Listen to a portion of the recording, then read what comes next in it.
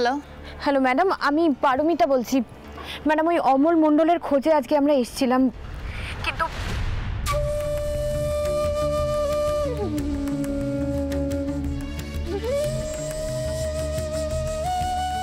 এবার কি হবে ম্যাডাম?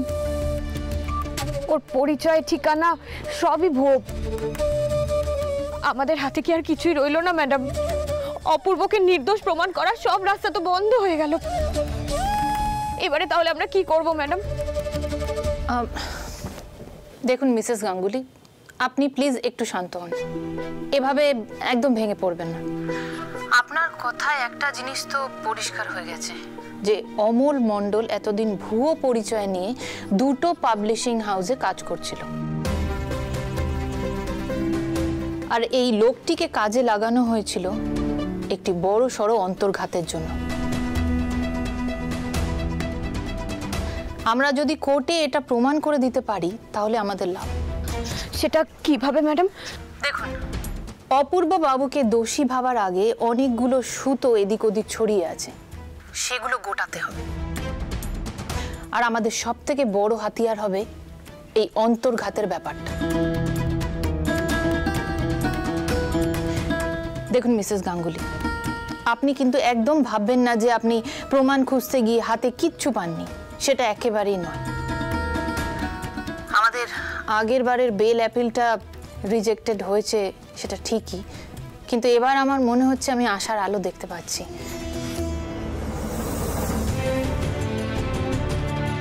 হয়তো আমাদের বেলটা গ্রান্ট হয়ে যাবে। থ্যাংক ইউ ম্যাডাম, আপনার কথায় আমি অনেকটা স্বস্তি পেলাম। Thank you. আচ্ছা ম্যাডাম, তাহলে আমি এখন রাখি।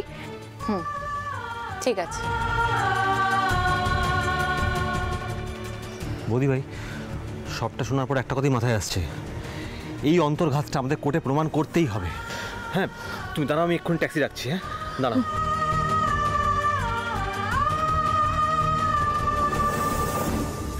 অপূর্ব যেভাবে শাস্তি পাচ্ছে তার জন্য আমার অতীতই দায়ী।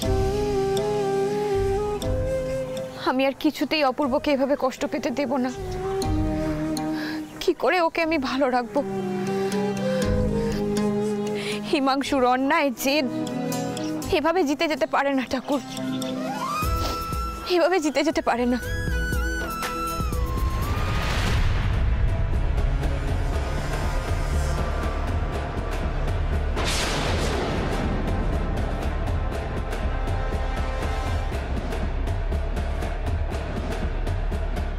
কিছু পেলে পারমিতা?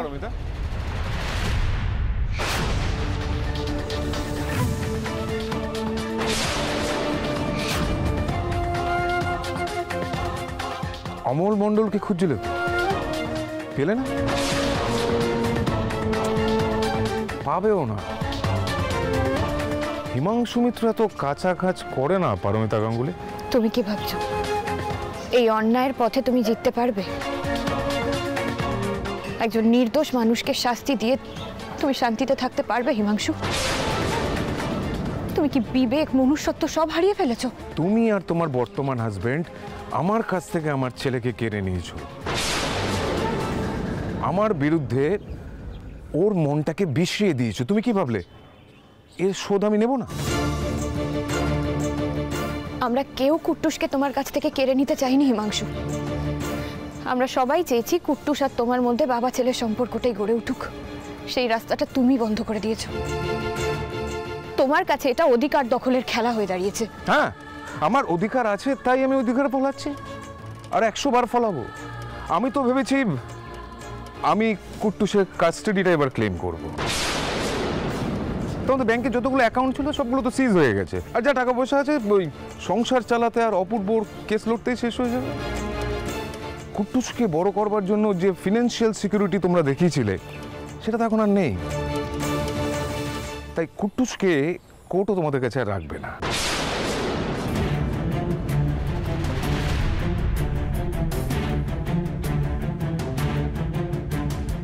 অন্যায়ের কখনো জিত হয় না হিমাংশু, হতে পারে না। আরে ছাড়ো তোমার এই ন্যায় অন্যায়ের কথা।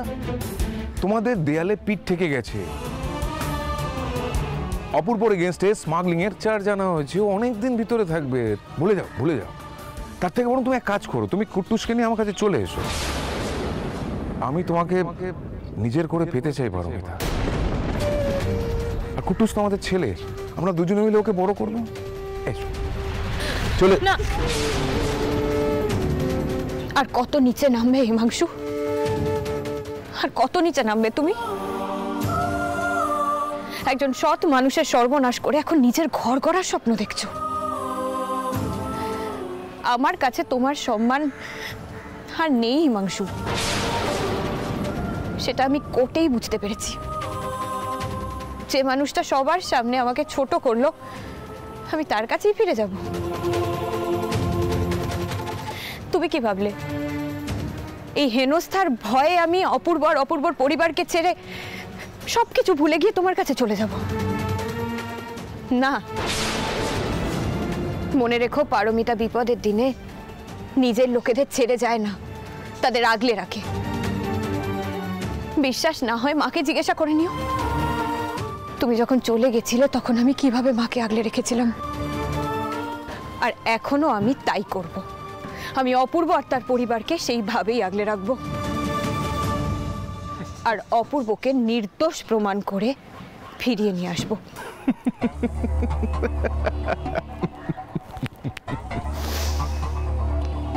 বলাটা যতটাই সহজ, করাটা ততটাই কঠিন পারমিতা।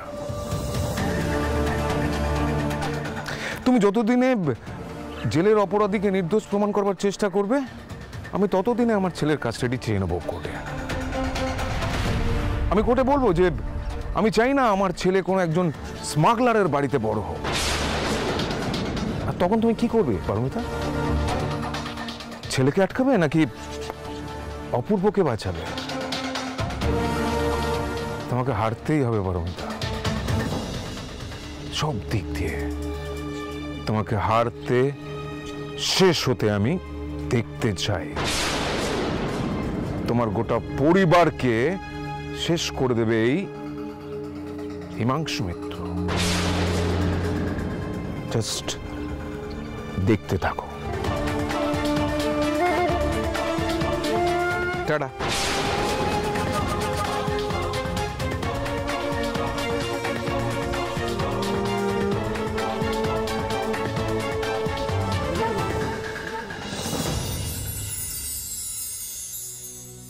তুমি যতদিনে জেলের অপরাধীকে নির্দোষ প্রমাণ করবার চেষ্টা করবে, আমি কোর্টে বলবো যে ততদিনে আমার ছেলে, চাই না আমার ছেলে কোনো একজন স্মাগলারের বাড়িতে কুট্টুসকে বড় করবার জন্য যে ফিনান্সিয়াল সিকিউরিটি তোমরা দেখিয়েছিলে, কুট্টুসকে এখন আর নেই তোমাদের কাছে। তুমি কুট্টুসকে নিয়ে আমার কাছে চলে এসো। আমি তোমাকে হারতেই নিজের করে পেতে চাই পারো, সব দিক দিয়ে তোমাকে হারতে, তোমার গোটা পরিবারকে আমি দেখতে চাই এই হিমাংশু।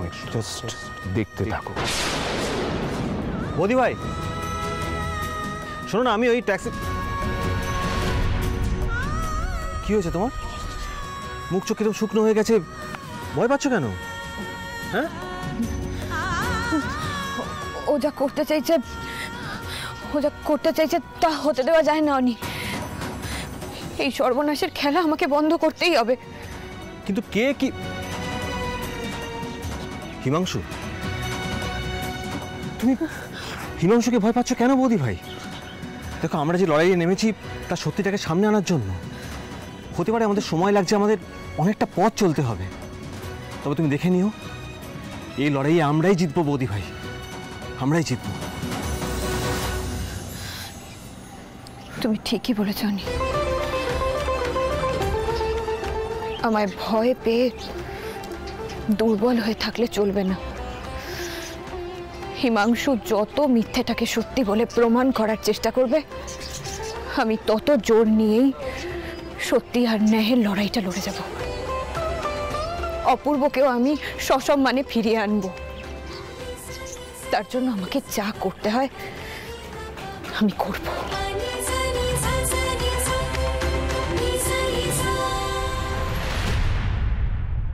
দিদি, ঘি নেই, বাসমতি চালও শেষ হয়ে গেছে। কতটা লিখবো? ছোট, আমি বলি কি, যতটুকু না আনালে নয় ততটুকুই আনা। অল্প কয়েকটা টাকাই কিন্তু এখন আমাদের ভরসা। কি করে সব কিছু ঠিক হবে বলো তো দিদি? এত বড় সংসার, 4 বেলা খাওয়া দাওয়া সবার, কত কাটছাট করব। আর আমরা তো এগুলোতে অভ্যস্তও নই। কি জানিস, পরিস্থিতি অনুযায়ী সবাইকেই মানিয়ে চলতে হয়, আমাদেরও চলতে হবে। আর আমাদের বাড়ির লোকেরা ঠিক বুঝতে পারবে। মা, বলছি একটা কথা বলবো? হ্যাঁ বলো না। বলছি আমি আর অনু এই সংসারে কিছু কন্ট্রিবিউট করতে চাই। আমরা তো আছি, খাওয়া দাওয়ায় কোনো কাটছাট করতে হবে না আপনাদের। হ্যাঁ বড় আন্টি, দেখো আমরা সবাই তো একটা পরিবার, তাই না? আর আমরা সবাই মিলে ঠিক এই খারাপ সময়টা পেরিয়ে যেতে পারবো। ও মা, সে কি কথা? তোমরা সংসারে টাকা দেবে কেন? আমরা যা হোক কিছু একটা ব্যবস্থা করে নেবো খন, তোমরা এত ভেবো না সবাই। কেন মা, দিদিভাই এই সংসারের জন্য কত কিছু করে, আপনারা দুজনেই এই সংসারের কথা ভাবেন, তাহলে আমাদের কি কর্তব্য হয় না এই সংসারের জন্য কিছু করার? আর যদি আমি কিছু একটা করতাম তাহলে এই বিপদের দিনে বাড়ির সবার পাশে দাঁড়াতে পারতাম।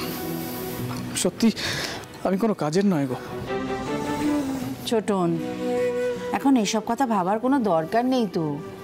এখন বরং সবাই মিলে পারমিতার পাশে দাঁড়া, অপূর্বকে যাতে তাড়াতাড়ি ছাড়িয়ে আনা যায় সেই ব্যবস্থা কর। আমি তো পড়াশোনা করছি, পরীক্ষার প্রিপারেশন নিচ্ছি। ইস, এই মুহূর্তে যদি একটা চাকরি বাকরি জোগাড় করতে পারতাম। এত তাড়াতাড়ি সবার ভেঙে পড়লে চলবে বল?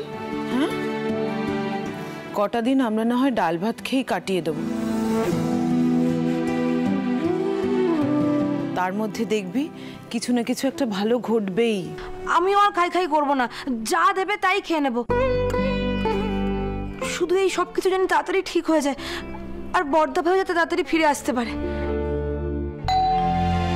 কত পারমিতারা এলো বোধহয়।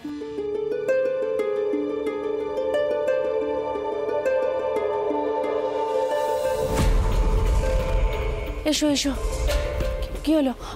অমল মণ্ডলের খোঁজ পেলে? না মা, লোকটা আমাদের ভুয়ো পরিচয় আর ঠিকানা দিয়েছিল।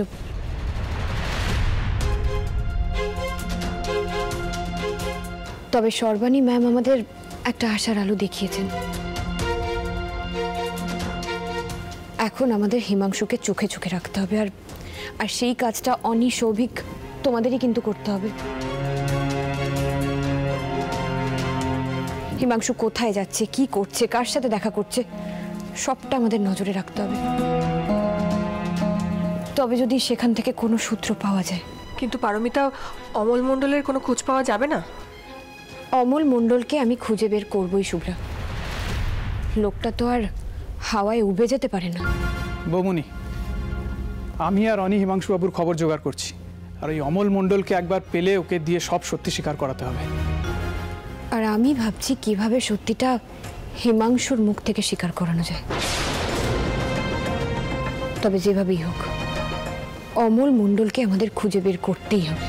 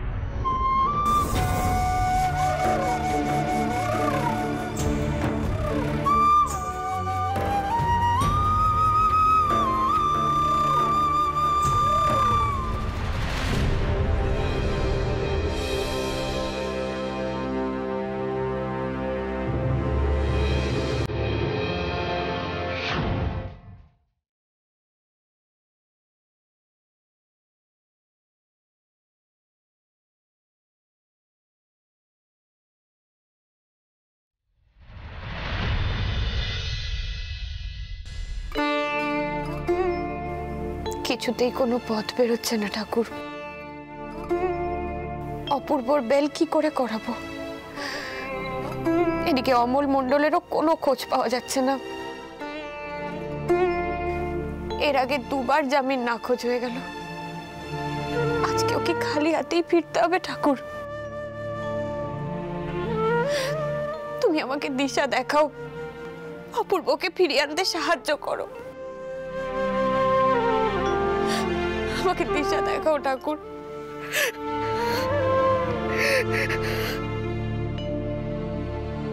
পরি আন্টি, পরি আন্টি, তোমার ফোনটা কোথায় গো? বলো কেন? তোমায় ফোনে না পেয়ে সর্বাণী ম্যাম অনিক কাকাইকে ফোন করেছিল। বাবাইয়ের জামিন হয়ে গেছে পরি আন্টি। অপূর্বর বেল হয়ে গেছে? হ্যাঁ পরি আন্টি, হ্যাঁ। বাবা এক্ষুনি ফিরে আসছে, বাবা এক্ষুনি বাড়ি আসছে, তুমি তাড়াতাড়ি চলো।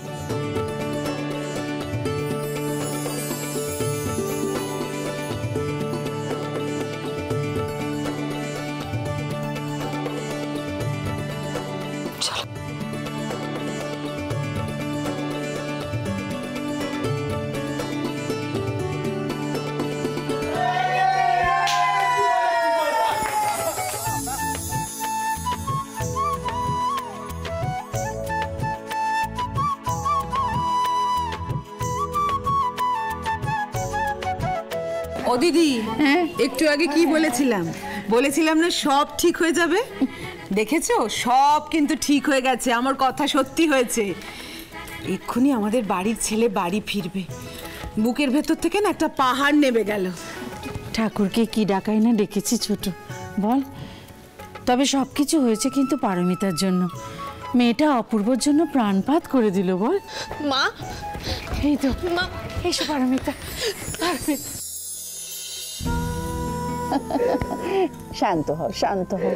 আমি জানতাম পারমিতা তুমিই পারবে। তোমার মনের জোর, তোমার সাহস এ বাড়ির প্রাণ আবার ফিরিয়ে আনলো, বলো। হ্যাঁ, শান্ত। মা, আজকে আমি আঙ্কেলের কাছে ঘুমাবো আর গল্প শুনবো। আচ্ছা ঠিক আছে, আগে দাদা ভাই আসুক, একটু ফ্রেশ হোক, রেস্ট নিক। দাদা ভাইয়ের ওপর দিয়ে যা গেল।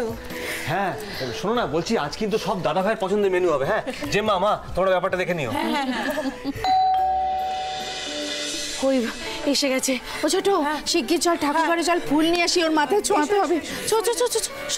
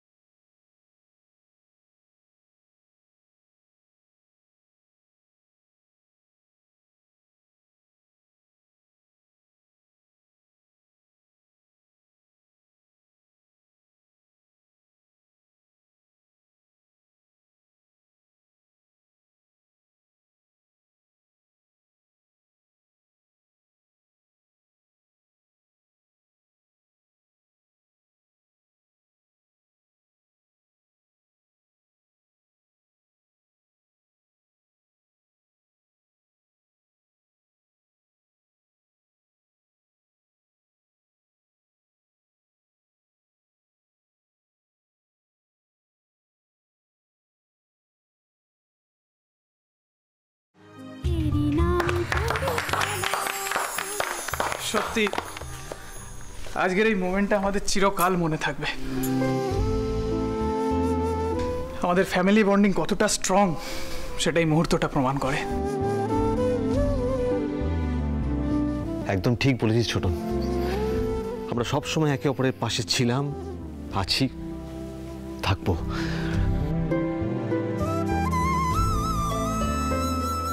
এই পরিবারে যদি একজন কেউ খারাপ থাকে না, তাহলে গোটা পরিবারটাই ভেঙে পড়ে। সত্যি দাদা ভাই, আজ যে আমরা কতটা খুশি সেটা কিছুতেই বলে বোঝানো যাবে না। এই কদিন ধরে এই বাড়িটা শুধু কান্নাকাটি করেছে, টেনশন করেছে। বড়দা ভাই তুই দেখিস, তোর সাথে এটা যে করলো না, তার কিছুতেই ভালো হবে না, সে ঠিক শাস্তি পাবে।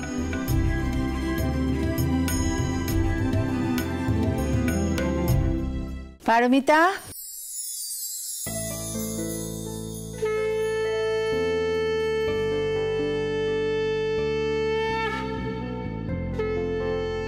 নাও ফুলটা তুমি ছোঁয়াও, সব কিছু তো হলো তোমারই জন্যে। নাও।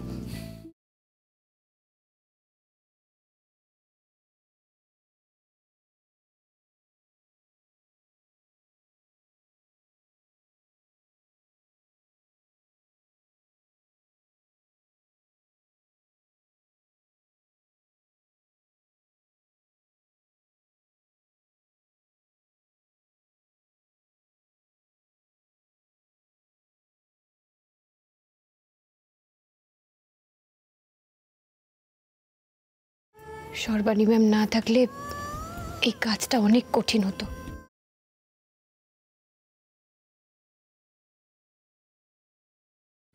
আপনাকে যতই ধন্যবাদ দেব ততই কম হয়। মিসেস গাঙ্গুলি, অপূর্ববাবু জামিন পেয়েছেন ঠিকই, কিন্তু 7 দিন পরে নেক্সট হিয়ারিং আছে।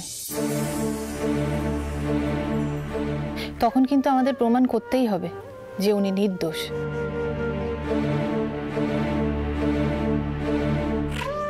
নাহলে কিন্তু উনি স্মাগলিং এর অ্যালিগেশন থেকে মুক্তি পাবেন না।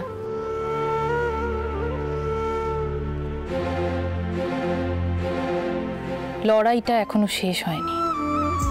ধরে নিন এখান থেকে আসল লড়াইটা শুরু। আসল অপরাধীকে খুঁজে পেলে তবেই অপূর্বর উপর থেকে সব চার্জেস উঠবে।